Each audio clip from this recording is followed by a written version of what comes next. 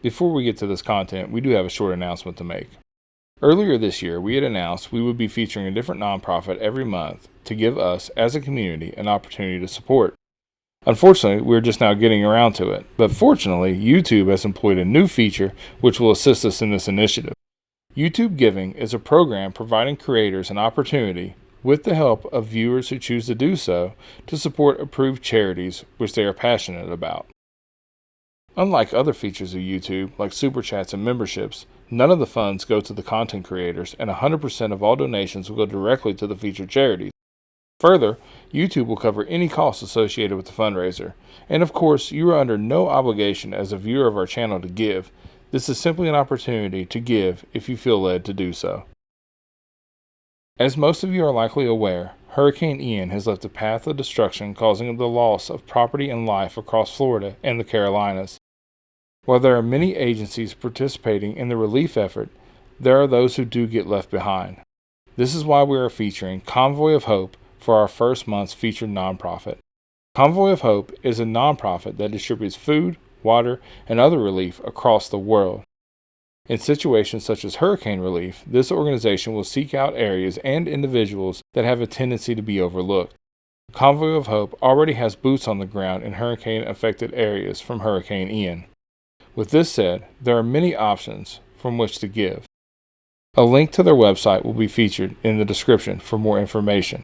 As for our monthly nonprofit feature, we will be selecting a new charitable opportunity each month. We would love your suggestions for future nonprofits to feature. Since this will be a monthly occurrence on the channel, we will be setting a very reasonable goal for each fundraiser. And to reiterate, viewers of this channel are under no obligation to give. At any time you do choose to give or donate, simply click the donate button found below in each video.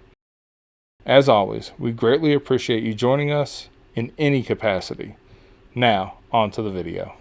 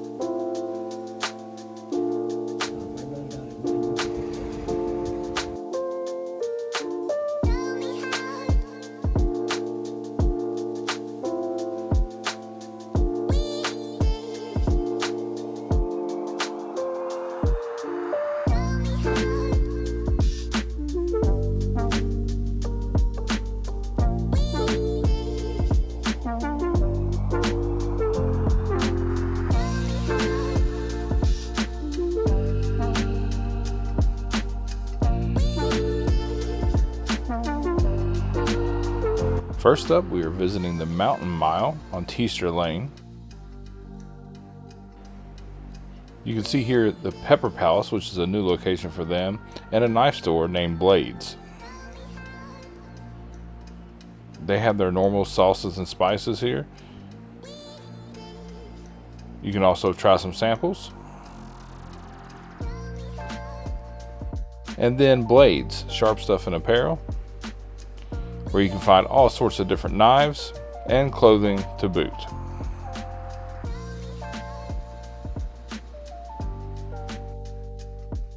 And right next door is a Spice and Tea Exchange, which is yet to open, but looks like they are primed and ready to open soon. On the other side of the lawn, there's 3 new places to visit in the Mountain Mile. First is Hatley, which is a children's store. They carry clothing and a lot of pink stuff.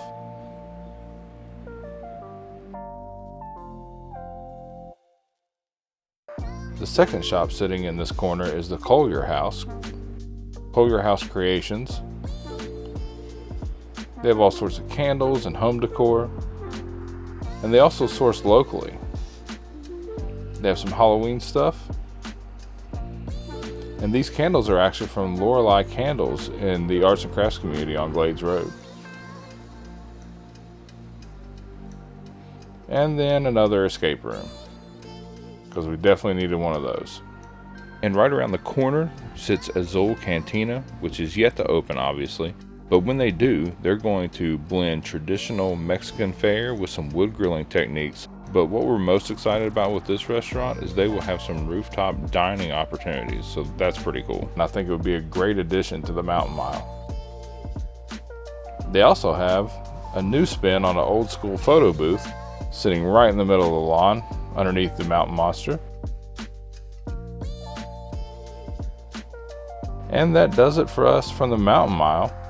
Next, our trip is going to take us right down Teaster to the newest hotel in Pigeon Forge, the Residence Inn. Now, for a thorough look at this place, you need to check out Smoky's Plus. They did a review there. This is going to be at the top end of the scale.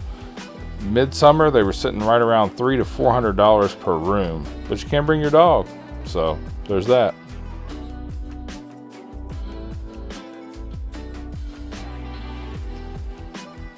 Next, we head back towards the Mountain Mile over to the shops of Pigeon Forge to check out the Tennessee Bible Museum.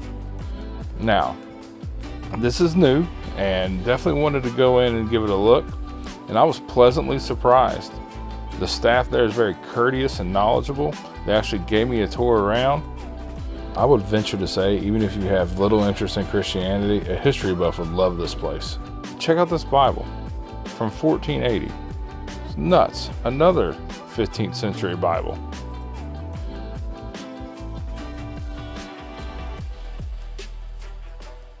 They even had Elvis's Bible and all sorts of other celebrities.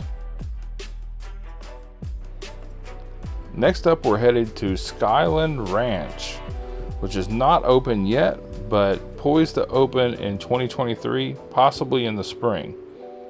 It's going to be like an Anaquista style place. There's going to be a chairlift and a mountain coaster and some dining opportunities and some shops up on the hill. Located right across from the Five Oaks Outlet Mall.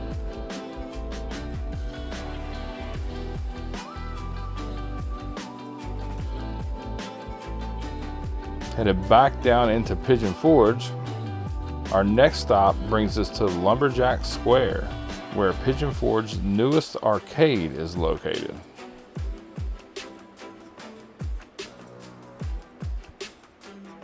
Arcade Alley is the name of this spot. They have all the newest games. Mario Kart, Plinko, Pearl Fisher, which is one of our favorites, Wizard of Oz, I'll kill it on the basketball game. They even had some Halloween prizes. This one is probably the one that we're most excited about, Sanctuary Treehouse Resort. This is a luxe treehouse development that's right outside of Sevierville. One of our main gripes so far in researching treehouse spots in the area is that it seems like they don't really feel like treehouses. This is something that Sanctuary Treehouse Resort seems to have on point here. They will have several treehouses to choose from. And check out this bed. Awesome. They even have some pulley systems so you can bring up drinks and things like that in the buckets. Very thoughtfully decorated and designed. And then finally, the Margaritaville Lodge. They have a new addition, the Finn City Entertainment Center. All kinds of new stuff here. Check out this lazy river. And this patio on the back. A huge fire pit. Tennis courts even. And an arcade.